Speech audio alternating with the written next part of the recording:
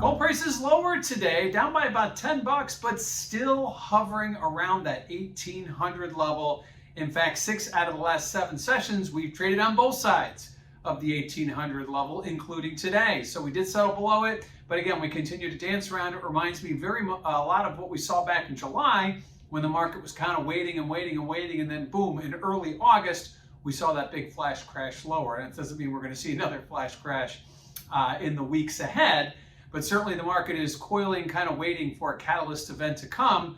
We've been talking about that catalyst event. It likely will be FOMC next week. That will be the event that kind of triggers either a rally in gold on a dovish Fed or a sell-off in gold on a more hawkish Fed. Clearly the market is going to be patient and is waiting. And that's what we've seen here as we continue to dance around that 1800 level. Now, what does this mean for volatility? Well, if you check out that CVOL index over at cmegroup.com, you will notice that volatility started to nudge higher yesterday, despite the fact that we continue to kind of trade around this range. Today it was relatively flat, so going against the grain a little bit, but we also saw that in price terms, as we saw the dollar lower today, we saw gold prices lower today. So historical standards don't always come to be.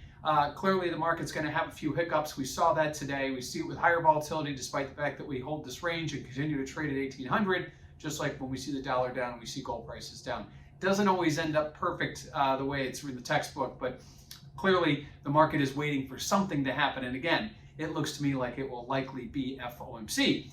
So let's look at something here for a sec. A little bit of track record and a little bit of forward guidance. Gold, silver. Silver had been outperforming gold going back to the beginning part of this year. If you go back to the prior year, at the beginning of the pandemic, the gold-silver ratio got well over 100.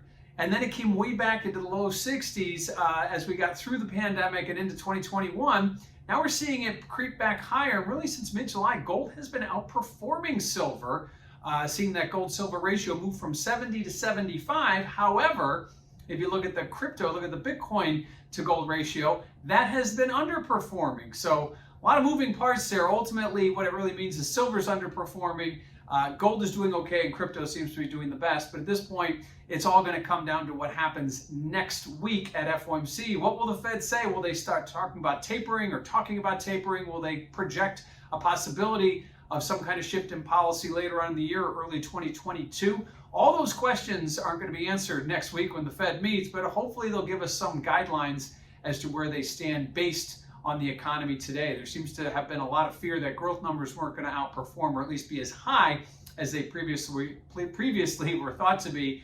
This week we've seen the stock market dip and then rally big today, so maybe some of those woes have gone by the wayside. But clearly gold is waiting for confirmation, and confirmation hopefully it will get next week at FOMC. So take a look at gold midweek, seeing a little bit of a lower trade today with a lower dollar, but again, staying near that 1800 level as FOMC looms next week.